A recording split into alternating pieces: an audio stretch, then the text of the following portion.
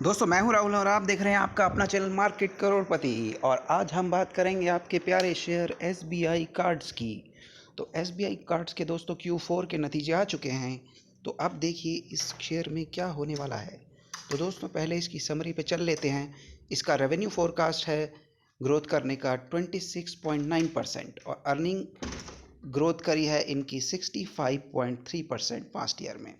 दोस्तों अब रिस्क देख लेते हैं। रिस्क ये है कि नेक्स्ट 3 ईयर में इसकी जो ग्रोथ है, अर्निंग की जो फोरकास्ट है वो डिक्लाइन होने वाली है। बहुत ज़्यादा है, हाई है, तो हम इसकी करके भी लेते हैं क्या है। तो दोस्तों ये कंपनी डिविडेंड तो देती नहीं है, फ्यूचर इसका कम है, वैल्यू कम है, थोड़ा पास की परफॉर्मेंस अच्छी है। दोस्तों मैं आपको सिंपल ये बता देता हूँ कि इस स्टॉक को आईपीओ को रिस्पॉन्स इसलिए अच्छा मिला कि ये एसबीआई से रिलेटेड है। दोस्तों ये इसी सिमिलर कंपनियां हैं NSE 500 में। और अब सबसे पहले देख लेते हैं इसका शेयर प्राइस। तो अभी देखते हैं दोस्तों इसका शेयर प्राइस आज की डेट में 8 मई को 561 रुपये 95 पैसे है, जो कि 681 रुपये से स्टार्ट हुआ था शेयर। तो काफ़ी गिर चुका है दोस्तों शेयर और मिनिमम 505 पे गया था ये। तो अभी देख लेते हैं इसका शेयर प्राइस बिल्कुल भी स्टेबल नहीं है। अब दोस्तों इसकी परफॉर्मेंस देख लेते हैं। एसबीआई कार्ड्स की लास्ट 7 दिन की परफॉर्मेंस है -6%, फाइनेंस की है -7 और मार्केट की है -5। तो ये मार्केट के हिसाब से जा रहा है। तो 1 साल पहले शेयर था नहीं, तो उसे हम चेक कर नहीं सकते।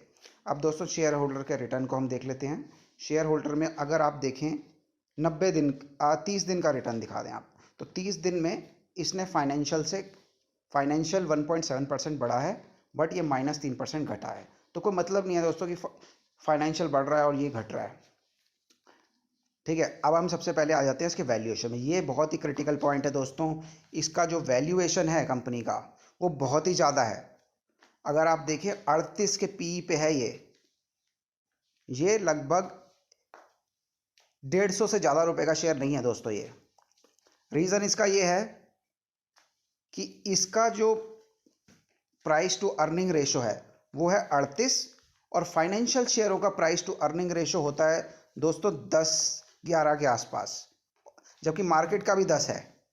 तो इनका 4 गुना है एसबीआई के नाम पे। तो बहुत ही ज़्यादा है, ओवर वैल्यू स्टॉक है दोस्तों। और आप प्राइस टू ग्रोथ जो है इसकी, प्राइस टू ग्रोथ कैलकुलेट नहीं कर सकते हैं क्योंकि ये डिक्लाइन होगा नेक्स्ट ईयर में, तो ऑब्वियसली ये नहीं हो सकता दोस्तों।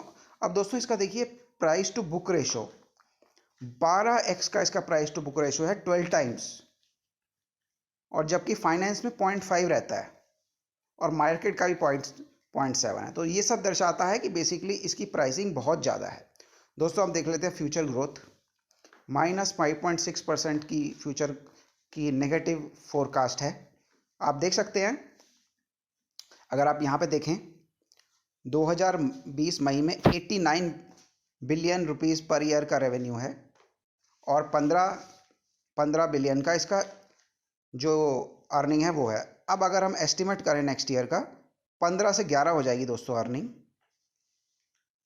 और जो रेवेन्यू है वो ऑब्वियसली थोड़ा सा बढ़ेगा इसका, अराउंड $20 बिलियन अर्निंग कम होगी। मैं आपको दोस्तों ये भी बताऊंगा कि इस पे अर्निंग कम क्यों होगी। आप देखते रहिए इस वीडियो को और लाइक कीजिए हमारे चैनल को और शेयर एंड सब्सक्राइब भी कीजिए। अब मैं आपको आगे बताऊंगा कि क्यों इसकी ये जो अर्निंग है कम होगी। आप देखते रहिए।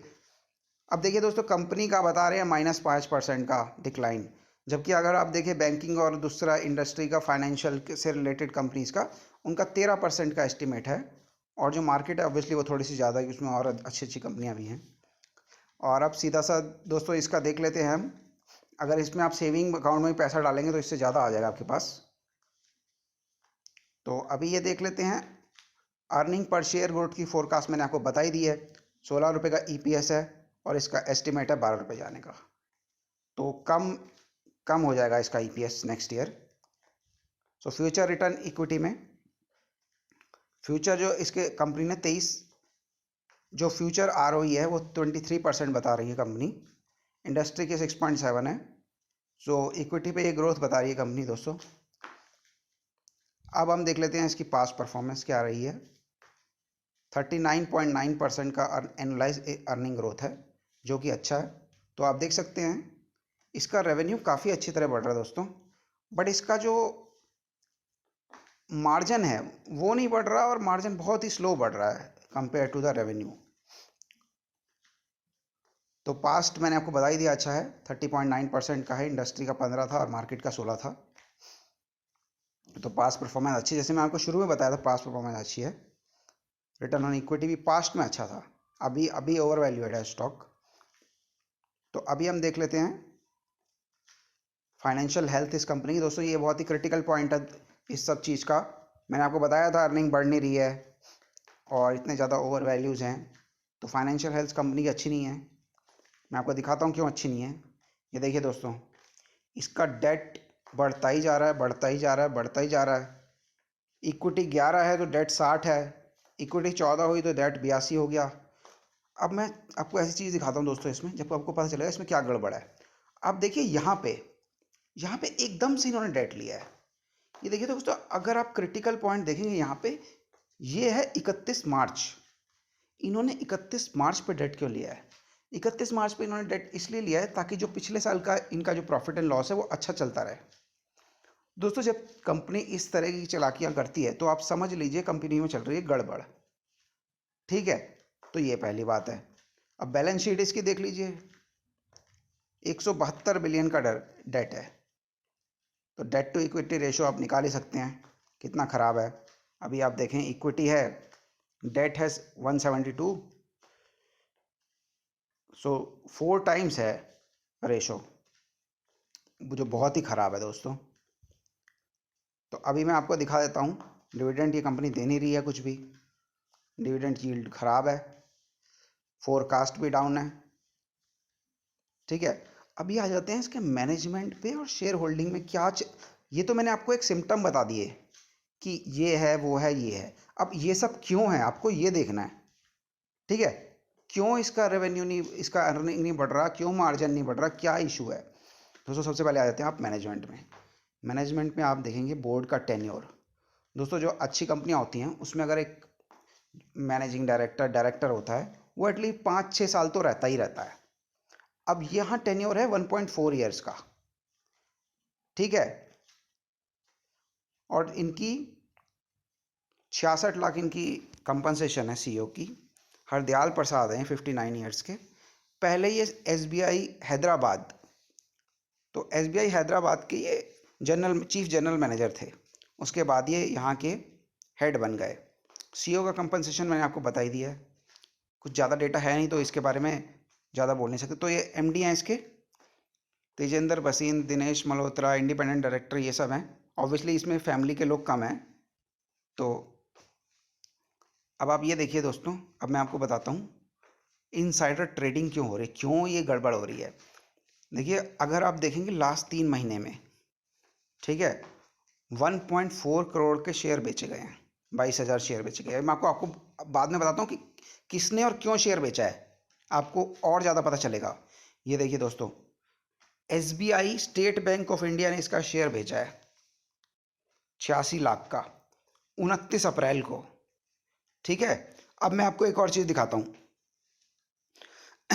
49 लाख का शेयर बेचा है 29 मार्च को, और इन्होंने उसके बाद ही डेट ले लिया। यानी कि अंदर ये जो बंदे हैं एसबीआई के जिन्होंने शेयर बेचा है, इनको पता था कि कंपनी डेट लेने वाली है। कंपनी ने जैसे ही डेट लिया उससे पहले ही इन्होंने शेयर बेच दिया। दोस्तों ये बहुत ही ज़्यादा घपला चल रहा है इसके अंदर। ओनरशिप ब्रेकडाउन आप देख सकते हैं, 81% जनरल पब्लिक है और बाकी स्मॉलर इंस्टीट्यूशन और इन्वेस्टर में है।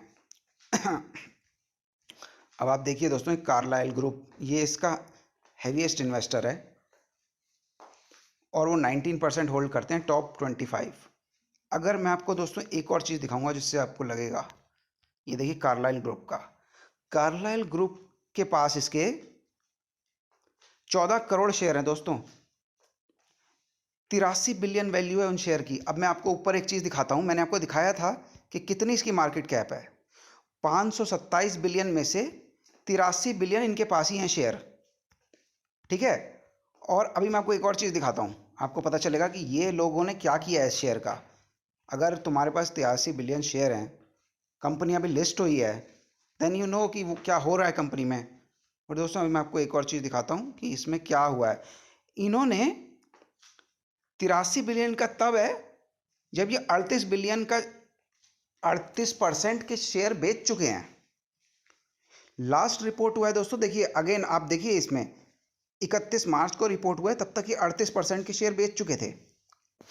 दूसरों का डेटा, ये जो नीचे कंपनी है HDFC, इनके पास 1.12% इनका शेयर है, बट ये शेयर डिस्क्लोज नहीं है एग्जैक्टली क्या इनका चेंज हुआ है दोस्तों।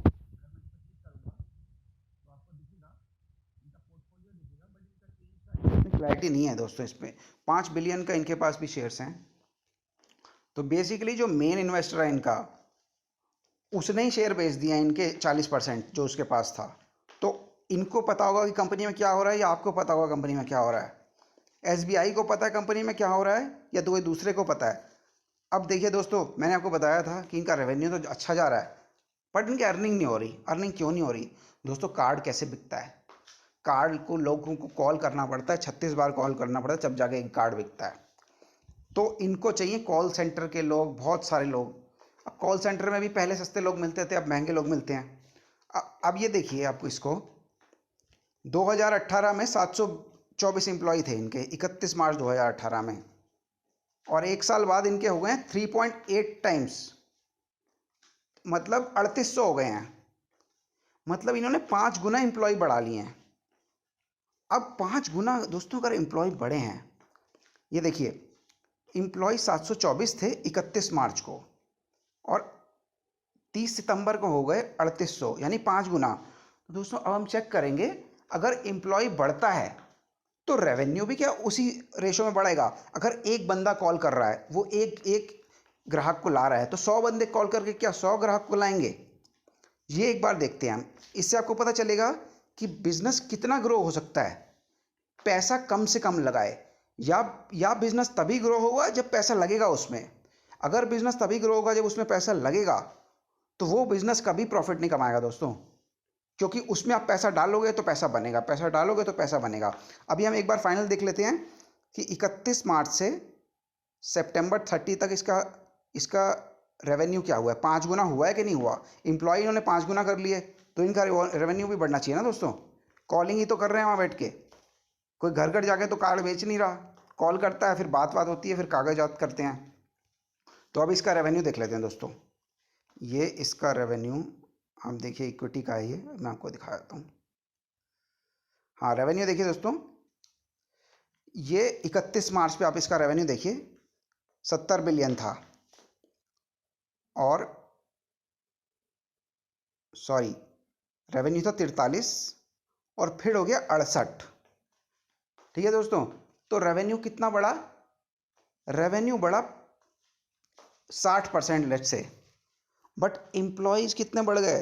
एम्प्लॉयज़ बढ़ गए 5 गुना, 724 से 5 3800 हो गए एम्प्लॉय। तो प्रॉफिट मार्जिन तो दोस्तों नीचे जाएगा ही ना, जब आपने डेट भी ले रखा है, आपका बिजनेस का प्रॉफिट भी सेम है, और रेवेन्यू बढ़ाने के लिए आपको एम्प्लॉय लगाने पड़ रहे हैं, तो एम्प्लॉय को भी आप सैलरी दोगे। दोस्तों ये कंपनी बहुत ही ज़्यादा कॉम्प्लेक्स प्रेशर में है, इनके मैनेजमेंट का भी इशू है, इनसाइड ट्रेडिंग हो रही है, उसके बाद इनका बिजनेस मॉडल भी इतना क्लियर नहीं है, उसके बाद कोरोना वायरस है, ऊपर से इसका शेयर वैल्यूएशन में बहुत ज़्यादा है। इस शेयर की 150 से ज़्यादा वैल्यू नहीं है दोस्तों। तो ये पूरी एनालिसिस है इस शेयर की।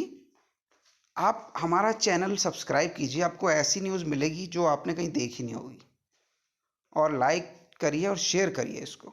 ठीक है, मेरे और भी वीडियो हैं, HUL पे एनालिसिस है, 10 पेनी शेयर पे एनालिसिस है, और मैंने आपको लाइव प्रॉफिट बना के भी दिखाया हुआ है। आप देखिए दोस्तों, जय हिंद।